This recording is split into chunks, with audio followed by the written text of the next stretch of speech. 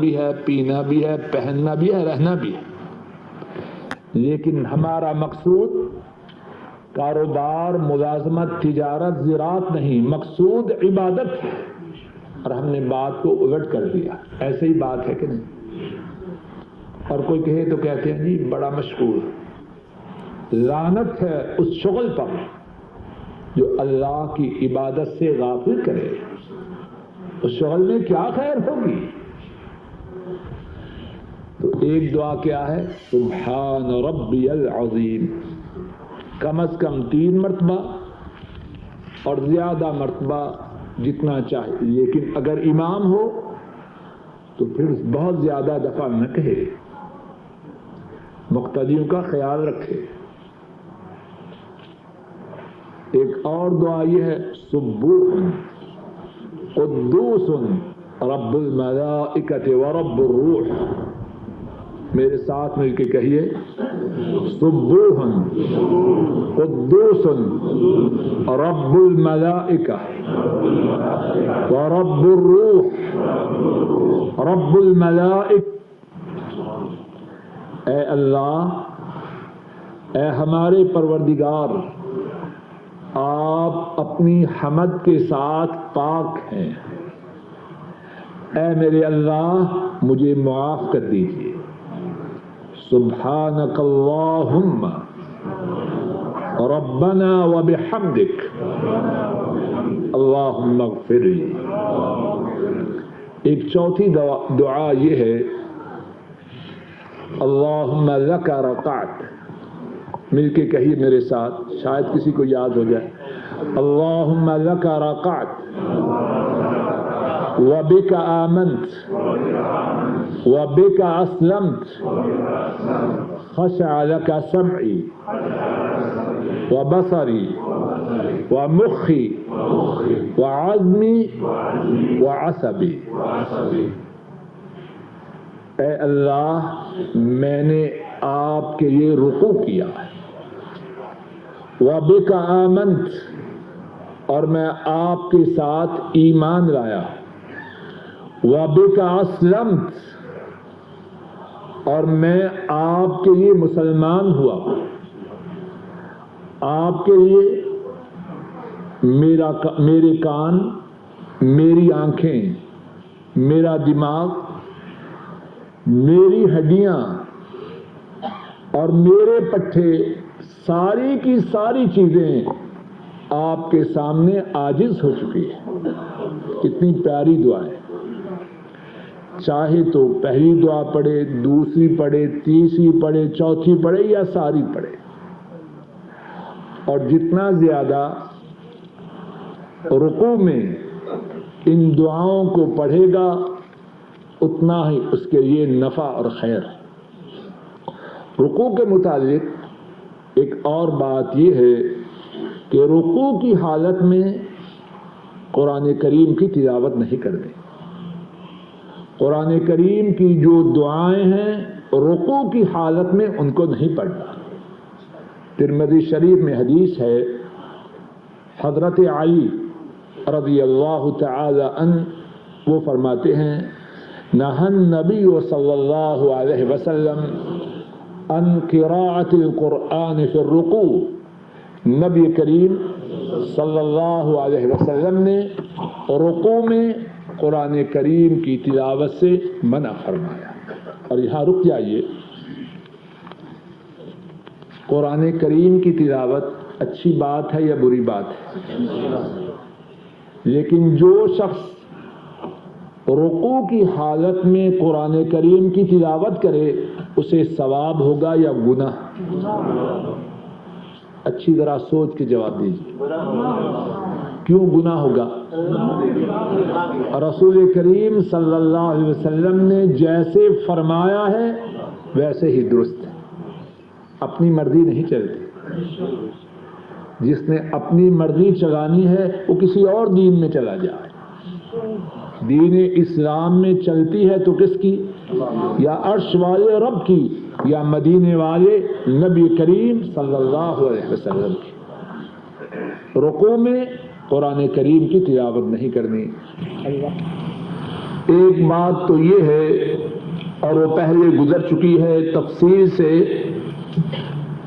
کہ رکوع سے جب کھڑے ہونا ہے اپنے دونوں ہاتھوں کو کندھوں تک یا کانوں تک بلند کرنا ہے، جس کو رفع الیدین کہتے ہیں۔ قوما کے متعلق ایک اور بات یہ ہے کہ اس قیام میں بالکل سیدھے کھڑا ہونا ہے۔ وہ طریقہ جو کچھ لوگوں میں موجود ہے، رکوع سے اٹھے اور فوراً نیچے گر گئے، یہ طریقہ غلط ہے۔ امام احمد اور امام طبرانی رحمہم اللہ روایت کرتے ہیں، حضرت طلق بن علی الحنفی رضی اللہ تعالی عنہ اس حدیث کے راوی ہیں، اور رسول کریم صلی اللہ علیہ وسلم ارشاد فرماتے ہیں، لا ينظر اللہ الى صلاة عبد لا يقيم صلبه بين ركوعها وسجودها۔ اللہ اس بندے کی نماز کی طرف نہیں دیکھتے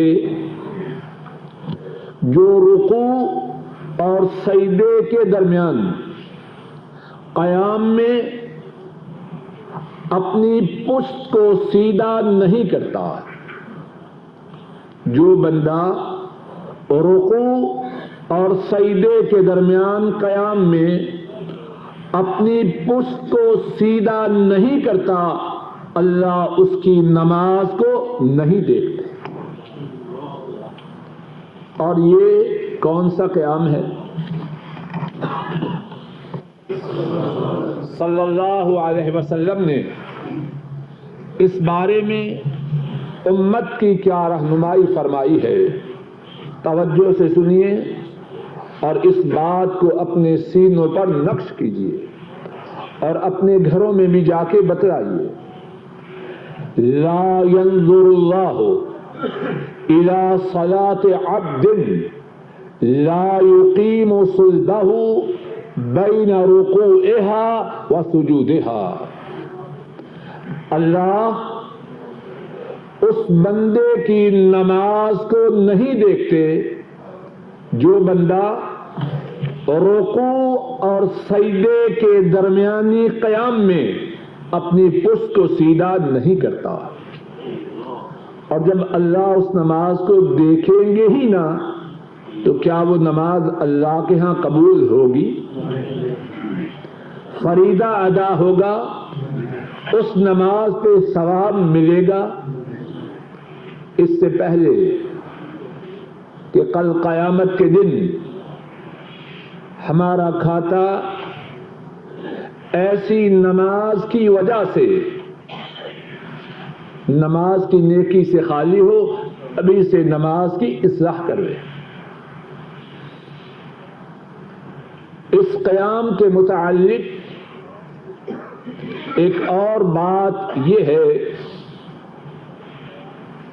کہ اس قیام میں قوما میں کیا دعا پڑھنی ہے۔ اس قوما میں ایک سے زیادہ دعاؤں کا ذکر احادیث شریفہ میں آیا ہے۔ ایک یہ ہے جب امام سمع اللہ لمن حمدہ کہے، مقتدی بھی سمع اللہ لمن حمدہ کہے اور اس کے بعد کہے ربنا لک الحمد، اے ہمارے رب آپ ہی کے لیے ساری تعریف ہے۔ میرے ساتھ مل کے کہیے ربنا لک الحمد، اے ہمارے رب ساری تعریف آپ ہی کے لیے ہے۔ اور بعض روایات میں یہ بھی ہے ربنا ولک الحمد، اے ہمارے رب، اور آپ ہی کے لیے ساری تعریف ہے. اور بعض روایات میں یہ بھی ہے اللہم ربنا لک الحمد، اے اللہ، اے ہمارے رب، ساری تعریف آپ ہی کے لیے. اور ایک حدیث میں یہ بھی ہے ربنا ولک الحمد حمدا کثیرا طیبا مبارکا فیہ، اے ہمارے رب، اور آپ کے لیے ساری تعریف ہے، بہت زیادہ تعریف، پاک اور بہت زیادہ. اس کے علاوہ کچھ اور دعاؤں کا بھی ذکر ہے. اب ایک اور بات یہ ہے کہ قوما کی حالت میں ان دعاؤں کے پڑھنے سے کیا ملتا ہے. صحیح بخاری اور صحیح مسلم میں ہے، حضرت ابو ہریرہ رضی اللہ تعالی عنہ وہ روایت کرتے ہیں جناب نبی کریم صلی اللہ علیہ وسلم نے فرمایا اذا قال الامام سمع اللہ لمن حمدہ فقولوا اللہم ربنا لک الحمد فإنه من وافق قوله قول الملائکہ غفر له ما تقدم من ذنبه. ارشاد فرمایا جناب نبی کریم صلی اللہ علیہ وسلم نے، جب امام سمع اللہ لمن حمدہ کہے تو تم کہو اللہم ربنا لک الحمد، اے اللہ، اے ہمارے رب، ساری تعریف آپ ہی کے لیے ہے. اور اس کہنے سے کیا ملے گا؟ فرمایا فَإِنَّهُ مَنْ وَافَقَ قَوْلُهُ قَوْلَ الْمَلَائِكَةِ غُفِرَ لَهُ مَا تَقَدَّمَ مِنْ ذَنبِهِ. جب بندہ قوما میں زمین پر یہ الفاظ کہتا ہے، آسمان پر فرشتے بھی کہتے ہیں.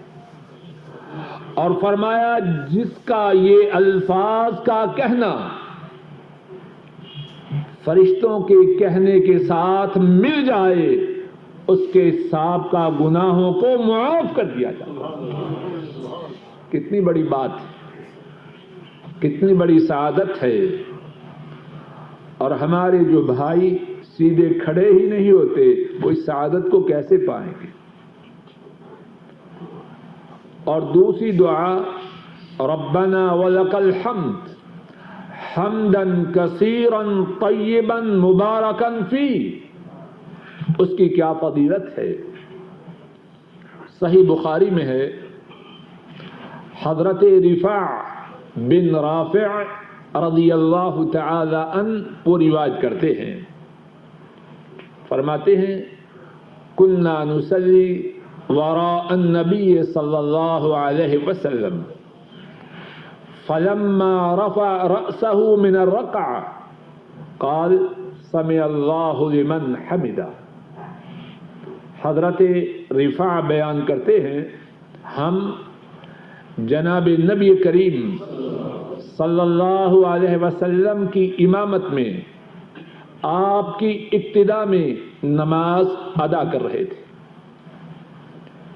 آپ صلی اللہ علیہ وسلم نے جب اپنے سر مبارک کو رکوع سے اٹھایا تو آپ نے فرمایا سمع اللہ لمن حمدہ، اللہ نے اس کی بات کو سن لیا جس نے اللہ کی تعریف بیان کی. فقال رجل من ورائه ربنا ولک الحمد حمدا کثیرا طیبا مبارکا فیہ. آپ کے پیچھے جو نمازی تھے ان میں سے ایک نے کہا ربنا ولک الحمد، اے ہمارے رب ساری تعریف آپ ہی کے لیے، حمدن کثیرا بہت زیادہ تعریف، طیباً صاف، مبارکن فی بابرکت۔ فلما انصرف، آپ صلی اللہ علیہ وسلم جب نماز سے فارغ ہوئے، قال من المتکلم آنفا، آپ نے فرمایا ابھی ابھی نماز میں یہ دعا کس نے پڑھی؟ قال انا، اس دعا کے پڑھنے والے ساتھی نے عرض کی میں نے پڑھی۔ آپ صلی اللہ علیہ وسلم نے فرمایا رأیت بضعة وثلاثین ملکا، رأیت بضعة وثلاثین ملکا یبتدرونها ایہم یکتبها اول۔ ارشاد فرمایا میں نے 30 سے زیادہ فرشتوں کو دیکھا، وہ آپس میں مقابلہ کر رہے تھے کہ اس دعا کو ان میں سے پہلے تحریر کون کرتا ہے۔ کتنی بڑی بات ہے، خاکی بندہ وہ یہ الفاظ ادا کرے اور 30 سے زیادہ فرشتے ان الفاظ کو تحریر کرنے میں آپس میں مقابلہ کریں، اور جو شخص یہ الفاظ بولے اللہ کے ہاں اس کی قدر و منزلت کتنی بلند و بالا۔ میرے ساتھ مل کے اس دعا کو کہیے تاکہ جس کو یاد نہیں یاد ہو جائے، اور جسے کچی پکی ہے اسے پکی ہو جائے۔ ربنا ولک الحمد حمدا کثیرا طیبا مبارکا فیہ، ربنا ولک الحمد حمدا کثیرا طیبا مبارکا فیہ، ربنا ولک الحمد حمدا کثیرا طیبا مبارکا فیہ۔ ان کے علاوہ کچھ اور دعاؤں کا بھی ذکر ہے، انہی دعاؤں پر اکتفا کرتے۔ اب قوما کے بعد سجدہ کے لیے جانا ہے، زمین پر پہلے گھٹنوں کو لگائے یا ہاتھوں کو، اس بارے میں ایک سے زیادہ احادیث شریفہ حدیث کی کتابوں میں آئی ہے۔ جو بات افضل ہے وہ یہ ہے کہ جب قوما سے سجدہ کے لیے جائے تو پہلے اپنے ہاتھوں کو لگائے اور پھر اس کے بعد اپنے گھٹنوں کو لگائے۔ امام ابو داؤد، امام نسائی، امام دارمی وہ روایت کرتے ہیں۔ حضرت ابو ہریرہ رضی اللہ تعالی عنہ وہ اس حدیث کے راوی ہیں۔ جناب رسول کریم صلی اللہ علیہ وسلم نے فرمایا اذا سجد احدکم فلا یبرک کما یبرک البعیر ولیدع یدیہ قبل رکبتیہ۔ ارشاد فرمایا تم میں سے جب کوئی سجدے کا ارادہ کرے اونٹ کی طرح نہ بیٹھے بلکہ کیا کرے، وَلْيَضَعْ يَدَيْهِ قَبْلَ رُكْبَتَيْهِ، اپنے دونوں ہاتھوں کو اپنے گھٹنوں سے پہلے زمین پر لگائے۔ इमाम नसाई, इमाम दारमी रहमहुमुल्लाह रिवायत करते हैं, हजरत अबू हुरैरा रज़ियल्लाहु तआला अन्हु वो बयान करते हैं, जनाब रसूल करीम सल्लल्लाहु अलैहि वसल्लम ने फरमाया, इज़ा सजदा अहदुकुम फला यब्रुक कमा यब्रुकुल बईर वलयदा यदैहि क़ब्ल रुकबतैहि। जब तुम में से कोई सजदे का इरादा करे, ऊंट की तरह न बैठे, अपने हाथों को अपने घुटनों से पहले रखे। एक दूसरी हदीस में है, इमाम हाकिम रहमहुल्लाह उसको रिवायत करते हैं, हजरत अब्दुल्लाह इब्न उमर रज़ियल्लाहु तआला अन्हुमा उस हदीस के रावी हैं। फरमाते हैं, काना सल्लल्लाहु अलैहि वसल्लम इज़ा सजदा यज़अ यदैहि क़ब्ल रुकबतैहि।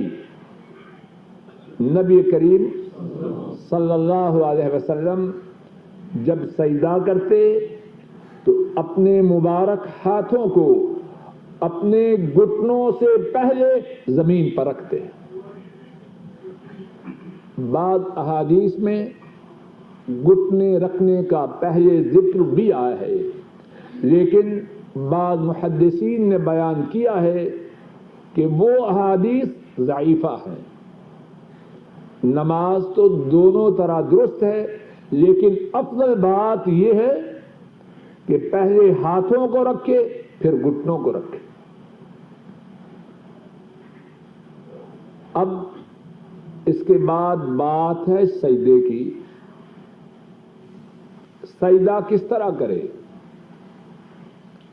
अल्लाह की रहमतें हों हमारे नबी करीम सल्लल्लाहु अलैहि वसल्लम पर, कोई बात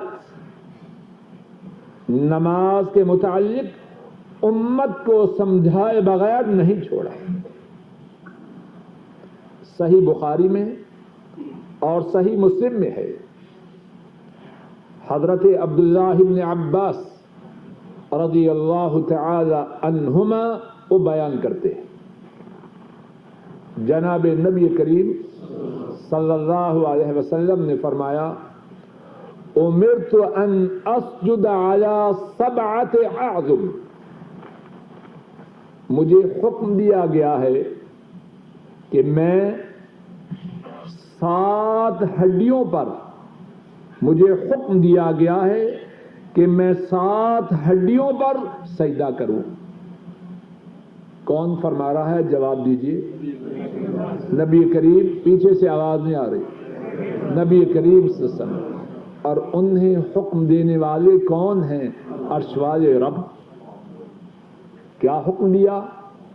मुझे हुक्म दिया गया है कि 7 हड्डियों पर सजदा करूं। और वो कौन कौन सी हैं? अपनी उंगलियों पे जरा गिनते जाइए। अलल जबहा वल यदैन वर रुकबतैन व अतराफिल कदमैन। नंबर 1 पेशानी पर, नंबर 2 और 3 दोनों हाथों पर, नंबर 4 और 5 दोनों घुटनों पर, और नंबर 6 और 7 दोनों कदमों की उंगलियों के किनारों पर। व अतराफिल कदमैन, दोनों कदमों की उंगलियों के किनारों पर। ये 7 आज़ा सजदा करें तो सजदा होता है। और अगर इनमें से कोई उज़्व सजदा में शरीक न हो, सजदा पूरा है या नामुकम्मल है।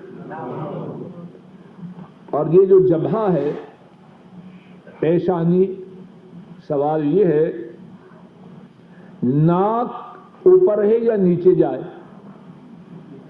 क्यों जी? बहुत से साथियों के नाक ऊपर ही रहते हैं, और बदबख्त है वो جس نے اپنے ناک کو اپنے رب کے روبرو سجدے میں نہ گرایا۔ آپ صلی اللہ علیہ وسلم نے جب پیشانی کا ذکر فرمایا تو آپ نے اپنی جبین، اپنی پیشانی اور اپنے ناک کی طرف اشارہ کیا۔ یہ دو مل جائیں تو ایک عضو پورا ہوتا ہے۔ بات سمجھ میں آ رہی ہے کہ نہیں؟ 7 اعضاء ہیں، کون کون سے؟ نمبر 1 پیشانی، اور پیشانی میں 2 چیزیں ہیں، آپ صلی اللہ علیہ وسلم نے خود بیان کر دیا، ایک پیشانی اور دوسرا ناک، اور دوسرے 2 دونوں ہاتھ، اور اس کے بعد دونوں گھٹنے، دونوں گوڈے، اور اس کے بعد دونوں قدموں کی انگلیاں۔ اور سجدہ کے متعلق اسی حدیث پاک میں یہ بات بھی فرمائی، وَلَا نَكْفِتْ الثِّيَابَ وَالشَّعْرَ، سجدہ کرتے ہوئے اپنے کپڑوں کو اور اپنے بالوں کو نہ سمیٹے۔ اللہ اکبر! کیا ہم میں سے بہت سے ایسے نہیں سجدہ کرنے سے پہلے کس طرح احتیاط کرتے ہیں؟ کپڑے سیدھے کرتے ہیں، اور کچھ ساتھی بالوں کی حفاظت کرتے ہیں، کہیں بال بگڑ نہ جائے۔ یہ سجدے کے آداب کے منافی ہے۔ تو کیا کرنے کے لیے آیا ہے؟ اللہ کے روبرو جھکنے کے لیے آیا ہے، اپنے آپ کو دکھانے کے لیے آیا ہے، عاجزی کے لیے آیا ہے، سجدہ ریز ہونے کے لیے آ رہا ہے۔ اب بالوں کو سدھارنا، کپڑوں کو سنبھالنا، یہ کس لیے؟ فرمایا وَلَا نَكْفِتْ الثِّيَابَ وَالشَّعْرَ، کپڑوں اور بالوں کو اکٹھا نہ کریں، ان کو سمیٹے نہیں، جھکنے دیں ان کو بھی کائنات کے مالک اللہ کے لیے۔ اے ظالم، جب جبین جھک رہی ہے تو تیرے کپڑے تیری جبین سے زیادہ قیمتی ہیں۔ اور سجدے کے متعلق ایک بات یہ بھی ہے کہ نبی کریم صلی اللہ علیہ وسلم جب سجدہ کرتے تو اپنی دونوں ہتھیلیوں پر اعتماد کرتے، اچھی طرح زمین پہ لگاتے۔ بعض ساتھی سجدہ کرتے ہیں ایسے ہتھیلیاں رکھتے ہیں کہ نہیں؟ کیا بات ہے؟ اصل میں مصیبت میں پھنسے ہیں، کب چھٹی ہو تو بھاگے، بے اطمینانی کی بات ہے۔ کان یعتمد علی کفی، آپ صلی اللہ علیہ وسلم اپنی دونوں ہتھیلیوں کو جماتے، وَيَبْسُطُهُمَا، اور کھولتے، وَيَضُمُّ أَصَابِعَهُمَا وَيُوَجِّهُهُمَا قِبَلَ الْقِبْلَةِ،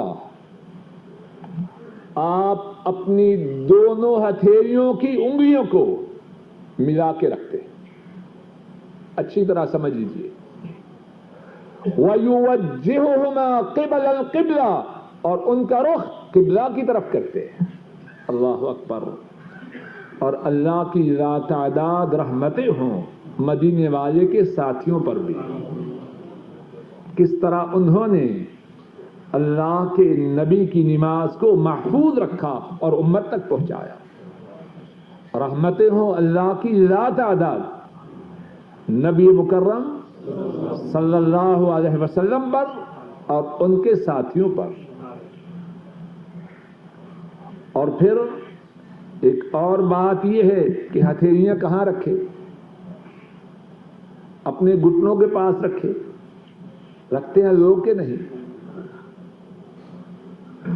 ہتھیلیوں کو رکھنا ہے کان یجعلہما حذو منکبیہ، آپ صلی اللہ علیہ وسلم اپنی ہتھیلیوں کو اپنے کندھوں کے مقابلے میں رکھتے، اور بسا اوقات کانوں کے مقابلے میں رکھتے ہیں، آگے کر کے ہتھیلیوں کو رکھنا ہے۔ اور یہ بھی حدیث پاک میں ہے وَكَانَ يُمَكِّنُ أَنَفَهُ وَجَبْهَتَهُ مِنَ الْأَرْضِ، آپ صلی اللہ علیہ وسلم اپنی ناک مبارک کو اور اپنی پیشانی کو زمین پر اچھی طرح لگاتے۔ میری اور آپ کی ناک، میری اور آپ کی پیشانی ان کے ناک اور پیشانی سے زیادہ عزت والی ہے۔ وہ خوب اچھی طرح اپنے ناک اور اپنی پیشانی کو زمین پر لگاتے، اور لگائے تو وہ جو اطمینان سے نماز پڑھنا چاہے، جو مصیبت سمجھ کے پھینک کے جانا چاہے وہ ناک اور پیشانی کب لگائے گا؟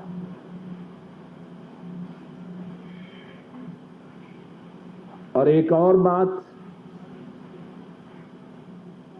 جو حدیث پاک میں آپ کے سجدے کی کیفیت کے متعلق آئی ہے، کان یمکن رکبتیہ واطراف قدمیہ، آپ صلی اللہ علیہ وسلم اپنے گھٹنوں کو اور اپنی انگلیوں کو، قدموں کی انگلیوں کے کناروں کو اچھی طرح زمین میں گاڑتے، تیزی اور جلدی نہ کرتے۔ وَيَسْتَقْبِلُ بِأَطْرَافِ أَصَابِعِهَا الْقِبْلَةَ، اور آپ صلی اللہ علیہ وسلم اپنی انگلیوں کے کناروں کا رخ قبلہ کی طرف کرتے۔ بات سمجھ میں آئی ہے؟ کی طرف ان کا رخ ہو، ساتھ ایسا وہاں کر بجائے اس طرح ہونے کے یا اس طرح ہونے کے اس طرح ہو۔ اور ذرا بھائیو غور کرو، جو شخص اتنے اہتمام سے سجدہ کرے اس کے سجدوں میں اطمینان ہوگا کہ نہیں ہوگا؟ وہ باغم باغ، وہ بچے ہیں نا جب کھیلتے ہیں آپس میں ایک دوسرے کو پکڑنے کے لیے، اس طرح کی تو ہماری نمازیں ہیں۔ جیسے کوئی پیچھے سے پکڑنا چاہتا ہے اور ہم آگے سے نکلنا چاہتے ہیں۔ جب یہ ساری باتیں پوری ہوں گی نماز میں اطمینان آئے گا یا نہ آئے گا؟ اور جب نماز میں اطمینان آئے گا تو اللہ سے ہمارا رابطہ ہوگا یا نہ ہوگا؟ فریادیں سنی جائیں گی، مصیبتیں دور ہوں گی، غم دکھ نہ رہیں گے۔ لیکن تب ہے جب ہم اللہ سے رابطہ کریں، اور رابطہ کریں نماز میں اطمینان سے، نماز میں خشوع سے، نماز کو جناب رسول کریم صلی اللہ علیہ وسلم کے طریقہ کے مطابق ادا کریں۔ اور سجدے میں ایک اور بات یہ ہے کہ یہ جو کلائیاں ہیں ان کو کیسے رکھنا ہے۔ بعض لوگ کتوں کی طرح کلائیوں کو بچھا کے زمین پر رکھتے ہیں، بڑے کمزور، بڑے لاغر، کلائیوں کا اٹھانا ایسے ہے جیسے پہاڑ اٹھانا، اور ابھی نماز سے فارغ ہوں انتہائی ایکٹیو، نماز میں آئے تو مردنی چھا گئے۔ جناب نبی کریم صلی اللہ علیہ وسلم نے امت کی کتنی رہنمائی فرمائی ہے۔ امام بخاری، امام مسلم رحمہم اللہ روایت کرتے ہیں، حضرت انس رضی اللہ تعالی عنہ وہ بیان کرتے ہیں جناب رسول کریم صلی اللہ علیہ وسلم نے فرمایا اعتدلوا فی السجود ولا يبسط احدكم ذراعيه انبساط الكلب، فرمایا سجدوں میں سیدھے ہو جاؤ، ٹھیک سجدہ کرو، اور تم میں سے کوئی شخص اپنی کلائیوں کو سجدے میں اس طرح نہ پھیلائے جس طرح کتا اپنی کلائیوں کو پھیلا کر بیٹھتا ہے. کتنی سنگین تشبیہ ہے. اب جو نماز میں یہ رویہ اختیار کرنا چاہیے اسے یہ حدیث پاک اپنے سامنے رکھنی چاہیے. نماز پڑھتے ہوئے مدینے والے کی اقتدا کرنی ہے یا کتے کی پیروی کرنی ہے؟ بات سمجھانے میں کوئی کسر اٹھا تو نہیں رکھے. فرمایا اعتدلوا فی السجود، سجدے میں سیدھے ہو جاؤ، ٹھیک سجدہ کرو. ولا یبسط احدکم ذراعی انبساط الکلب، تم میں سے کوئی شخص اپنی کھلائیوں کو اس طرح نہ پھیلائے جس طرح کتا پھیلاتا ہے.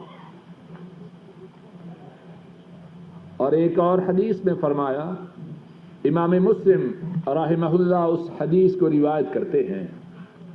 حضرت براء بن عازب رضی اللہ تعالی عنہما اس حدیث کے راوی ہیں. جناب رسول کریم صلی اللہ علیہ وسلم نے فرمایا، اذا سجد فضع کفیک وارفع مرفقیک، جب تو سجدہ کرے تو زمین پر کیا رکھ؟ اپنی ہتھیلیوں کو رکھ.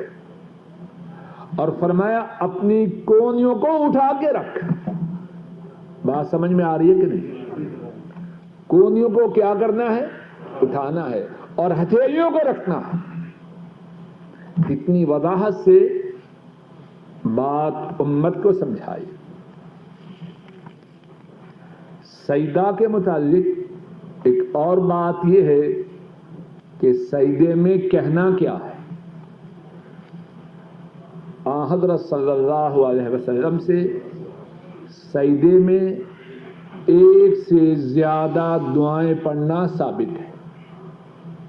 ان میں سے ایک دعا یہ ہے، سبحان ربی الاعلی، پاک ہے میرا رب بلند و بالا. سبحان ربی الاعلی.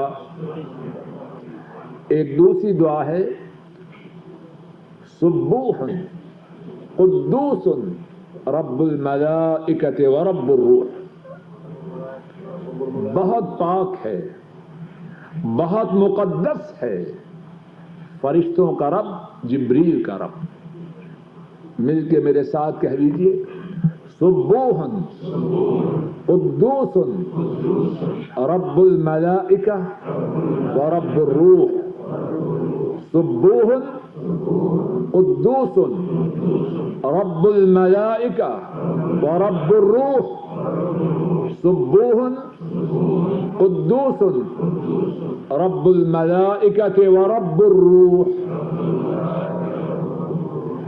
ایک اور دعا جو سجدے میں حضرت صلی اللہ علیہ وسلم سے پڑھنی ثابت ہے وہ یہ ہے، سبحانک اللہم ربنا، سبحانک اللہم ربنا وبحمدک اللہم اغفر لی. اے اللہ، اے ہمارے رب، آپ اپنی تعریف کے ساتھ پاک ہیں، اور اے میرے اللہ مجھے معاف فرما دیجیے. کتنی پیاری دعا ہے. اور ایک اور حدیث پاک میں ہے، امام مسلم رحمہ اللہ روایت کرتے ہیں، حضرت ابو ہریرہ رضی اللہ تعالی عنہ اس حدیث کے راوی ہیں. نبی کریم صلی اللہ علیہ وسلم سجدے میں یہ دعا پڑھا کرتے، اللہم اغفر لی ذنبی کلہ دقہ وجلہ واولہ وآخرہ وعلانیتہ وسرہ. اے اللہ میرے تمام گناہوں کو معاف کر دے، چھوٹے گناہوں کو بھی، بڑے گناہوں کو بھی، پہلے گناہوں کو بھی، پچھلے گناہوں کو بھی، ظاہری گناہوں کو بھی، مخفی گناہوں کو بھی. میرے ساتھ مل کے یہ دعا کہہ لیجیے، اللہم اغفر لی، اللہم اغفر لی ذنبی کلہ دقہ وجلہ وأولہ وآخرہ وعلانیتہ وسرہ، اللہم اغفر لی ذنبی کلہ دقہ وجلہ وأولہ وآخرہ وعلانیتہ وسرہ۔ اور سجدے کے بعد پھر اٹھنا ہے، دو سجدوں کے درمیان جو بیٹھنا ہے، کیسے بیٹھنا ہے؟ ایک طریقہ وہ ہے جو بہت سے ساتھیوں کا ہے، ادھر سے اٹھے ادھر سے گر کے۔ جناب نبی کریم صلی اللہ علیہ وسلم کا طریقہ مبارک کیا تھا؟ حدیث پاک میں ہے، کان صلی اللہ علیہ وسلم یطمئن حتی یرجع کل عظم الی موضعہ۔ آپ صلی اللہ علیہ وسلم اطمینان سے بیٹھتے یہاں تک کہ آپ کے جسم مبارک کی ہر ہڈی اپنی جگہ پہ آ جاتی۔ اب سچ کہیے، بہت سے ساتھی جب اٹھتے ہی گرتے ہیں، ان کے اعضاء ان کے صحیح مقام پہ آتے ہیں، وہ تو ایسے ہے جیسے انہیں اس بات سے دشمنی ہو کہ اگر اعضاء ٹھیک جگہ پہ آ گئے تو شاید سمجھتے ہیں نماز باطل ہو جائے۔ خوب یاد رکھیے، آپ صلی اللہ علیہ وسلم جب سجدے سے اٹھتے اس طرح اطمینان سے بیٹھتے کہ آپ کے جسم کی ہر ہڈی اپنے اصل مقام پہ آ جاتی۔ اور کتنی دیر بیٹھتے؟ صحیح بخاری اور صحیح مسلم میں ہے، کان صلی اللہ علیہ وسلم یطیلھا حتی تکون قریبا من سجدتہ۔ آپ صلی اللہ علیہ وسلم اتنی دیر دو سجدوں کے درمیان بیٹھتے جتنی دیر آپ سجدے کی حالت میں صرف کرتے، جتنی دیر سجدہ کرتے اتنی دیر دو سجدوں کے درمیان بیٹھتے۔ روایات میں ہے آپ اتنی دیر بیٹھتے کہ بسا اوقات مقتدیوں کو خیال ہوتا کہ شاید آپ بھول گئے۔ اچھا، جب بیٹھتے تو کیا کہتے؟ اللہ سے دعائیں کرتے۔ کیا دعا کرتے؟ اللہم اغفر لی وارحمنی واہدنی وعافنی وارزقنی۔ اور کتنی پیاری ہے یہ دعا، اس کا ترجمہ سنیے، اللہم اغفر لی، اے میرے اللہ مجھے معاف فرما دے، وارحمنی، اور مجھ پر رحم فرما دے، واہدنی، اور مجھے ہدایت دے دے، وعافنی، اور مجھے عافیت عطا فرما، وارزقنی، اور مجھے رزق عطا فرما۔ اور جس کو یہ پانچوں باتیں مل جائیں پھر کوئی محتاجی رہ جائے؟ نمبر ایک، گناہ معاف، گناہوں کی معافی کا سوال۔ نمبر دو، رب کی رحمت کا سوال۔ نمبر تین، رب سے ہدایت کا سوال۔ نمبر چار، رب سے عافیت کا سوال۔ اور نمبر پانچ، رب سے رزق کا سوال۔ میرے ساتھ مل کے کہیے تاکہ دعا یاد ہو جائے، اللہم اغفر لی وارحمنی واہدنی وعافنی وارزقنی۔ اللہم اغفر لی وارحمنی واہدنی وعافنی وارزقنی. اور بسا اوقات آپ یہ دعا بھی کرتے رب اغفر لی رب اغفر لی، اے میرے رب مجھے معاف فرما دے، اے میرے رب مجھے معاف فرما دے. اور ایک سے زیادہ مرتبہ بھی کہتے. اور ذرا اس پر بھی توجہ کیجیے، گناہوں کی معافی کا کتنا سوال کیا جاتا ہے نماز میں. جو دعائے استفتاح ابتدا میں بیان کی گئی، اللہم باعد بینی و بین خطایایا، پھر رکوع میں، پھر سجدے میں، پھر اب دونوں سجدوں کے درمیان بار بار